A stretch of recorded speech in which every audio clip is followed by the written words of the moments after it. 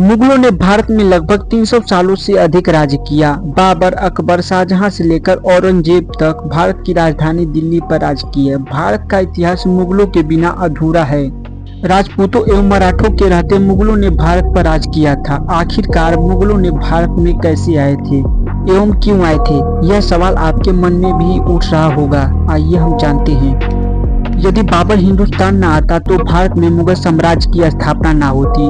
बाबर का जन्म 14 फरवरी 1483 ईस्वी में फरजाना में हुआ था। बाबर का असली नाम जहरुद्दीन मोहम्मद था। फरजाना आज के समय में उज्बेकिस्तान को माना जाता है। बाबर तैमूर चंगेज खान का वंशज भी माना जाता है। बाबर केवल 12 वर्ष की उम्र में ही फरजाना की राजगद्दी संभाली शुरू कर दी थी। फिर कई सालों बाद 1504 ईस्वी में अफगानिस्तान की राजधानी काबुल को जीत लिया। लेकिन बाबर काबुल से संतुष्ट नहीं था। वे अपने साम्राज्य का विस्तार और अपनी सत्ता स्थापित करना चाहता था। बाबर जानता था यदि अपने साम्राज्य का विस्तार करना है तो धन दौलत की आवश्यकता होगी और उस समय भारत सोने की चिड़िया कहा जाता था। और 1525 ईस्वी में बाबर ने भारत में आने की योजना पर काम करना शुरू कर दिया था। भारत पे राज करने के उद्देश्य से उसने भारत पे रुख किया था। उस समय दिल्ली में लोधी वंश के राजा इब्राहिम लोधी का शासन चल रहा था। इसके अलावा राजस्थान में राजपूतों का शासन चल रहा था। वहीं साउथ में विजयनगर अंपायर अपना पैर फंसा रहा था। इब्राहिम लोधी बहुत संकी था। उसे कुर्सी से हटाने के लिए उसके चाचा अलाउद्दीन लोधी और पंजाब के गवर्नर दौलत खान ने एक प्लान बनाया और बाबर को काबुल से भारत आने का न्योता दिया। बाबर को इसी मौके का इंतजार था और बाबर तुरंत अपनी सेना के साथ भारत आने का रुख किया। 15 दिसंबर 1525 को उसने सिंधु नदी पार की। बाबर के पास केवल 12,000 सैनिक ही थे। बाबर एक लड़ाकू सैनिक था जिसे युद्ध का बहुत बड़ा अनुभव था। फिर उसके बाद आता है 21 अप्रैल 1526। दिल्ली से तकरीबन 70 से 80 किलोमीटर दूर स्थित पानीपत हरियाणा का एक जिला। यह वही जगह है जहां मुगल साम्राज्य की भविष्य की तस्वीर छपी। बाबर 12,000 सैनिक लेकर उपस्थित होता है और इस बीच बाबर की सेना युद्ध के लिए तैयार थी। उस टाइम इब्राहिम लोधी दिल्ली का राजा था। बाबर ने सोचा कैसे भी करके इब्राहिम लोधी को दिल्ली के गद्दी से हटा देगा तो भारत में कब्जा कर लेगा। और यही सोचकर बाबर इब्राहिम लोधी से जंग का ऐलान करता है। लेकिन लोधी की सेना में करीब 1 लाख जवान, कई हजार हाथी थे। बाबर ये जानता था उसके पास लोगों की संख्या कम है, इसलिए उसने युद्ध की सही रणनीति पे काम किया और इस काम में बाबर बहुत कुशल एवं चालाक था। वह युद्ध के एक वीक पहले ही पानीपत के मैदान पर आ गया था और अपने हिसाब से प्लान कर लिया था। माना जाता है कि बाबर की सेना में 4000 बेहद खतरनाक तीर अंदाज थे, जो एक बार में यह तीर 600 मीटर की दूरी तय करते थे, जो 7 फुटबॉल स्टेडियम के बराबर है। हर 5 सेकेंड में सैनिक तीर चला सकता था। एक तीर 4000 पाउंड फोर्स का क्लियर तय करती थी। बाबर जानता था यदि वह पहले अटैक करेगा तो उसे जीतने का चांस कम हो जाएगा।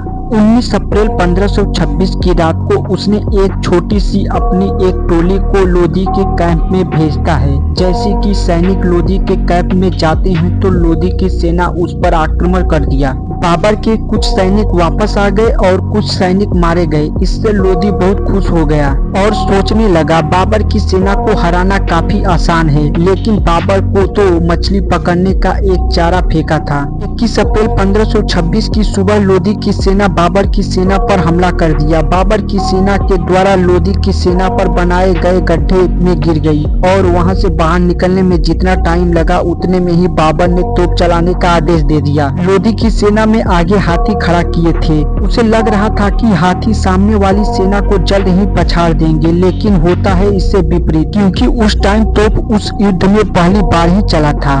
इसकी आवाज हाथी सुनकर विपरीत सेना को ही कुचलकर भागने लगती है। ये सब देखकर लोधी की सेना के पास इसका जवाब कुछ नहीं था। इब्राहिम लोधी भले ही कितना खतरनाक एवं ताकतवर क्यों न हो, लेकिन उसने एक भूल कर दिया जो अक्सर ताकतवर लोग करते हैं।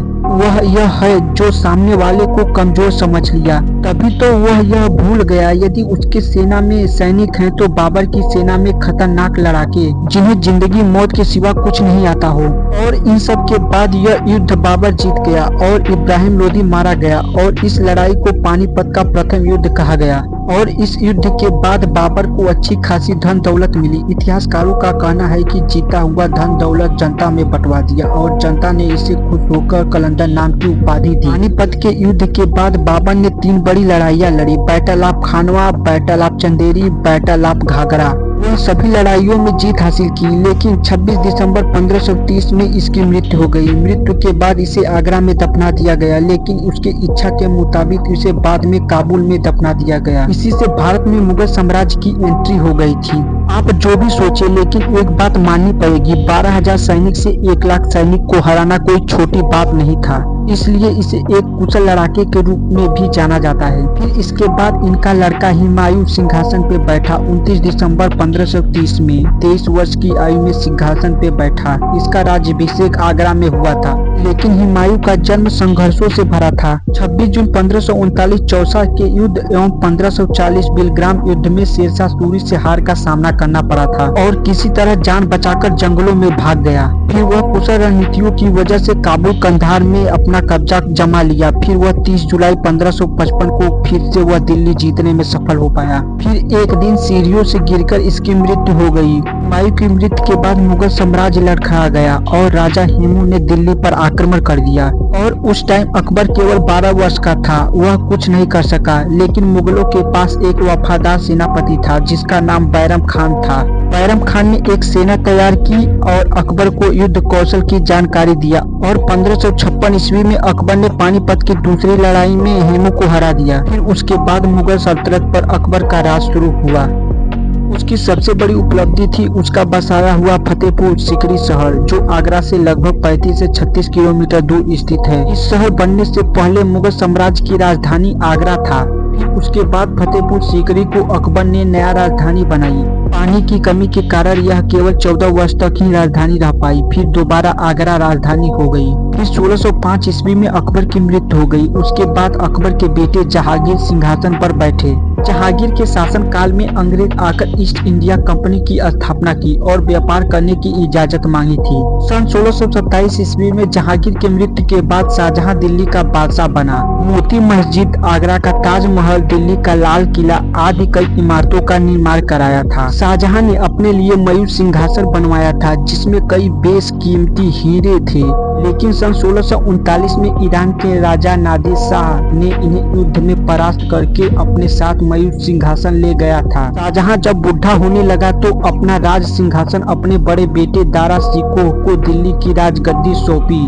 लेकिन दारा शिकोह को राजा बनते ही शाहजहां के तीसरे बेटे औरंगजेब को यह बात हजम नहीं हुई और औरंगजेब ने सन 1698 ईस्वी में अपने भाई के खिलाफ युद्ध छेड़ दिया और दिल्ली का बादशाह बन गया और अपने पिता को जेल में एवं भाई को मार दिया। औरंगजेब इतना क्रूर था कि इसका अंदाजा आप ऐसे लगा सकते हैं कि अपने भाई को कटा हुआ सिर अपने पिता के पास ले गया था और जगह जगह मंदिर तोड़कर मस्जिद बनवा दिया। इसने धर्म परिवर्तन भी करवाया। यह बात आप लोग तो इतिहास में पढ़े ही होंगे। ये बात मरवाड़ा, राजवाड़ा, राजपूत कई हिंदुओं के राजाओं को पसंद नहीं आया और औरंगजेब के खिलाफ युद्ध का संघनाद कर दिया और औरंगजेब युद्ध में घायल हुआ और लगभग 3 से 4 महीने बिस्तर पर ही रहा और सन 1707 में इसकी मृत्यु हो गई। औरंगजेब की मृत्यु के बाद मुगल साम्राज्य धीरे धीरे अंधेर की ओर बढ़ने लगा। के बाद दिल्ली में कई मुगल राज किए, लेकिन किसी में वे दम नहीं था जो इससे पहले मुगलों में था। औरंगजेब के बाद बहादुर शाह प्रथम, फिर जहांदर शाह, फर्रुख खां सियर, मोहम्मद शाह रंगीला, आलमगीर, शाहजहां तृतीय, अकबर द्वितीय आदि कई राजा हुए,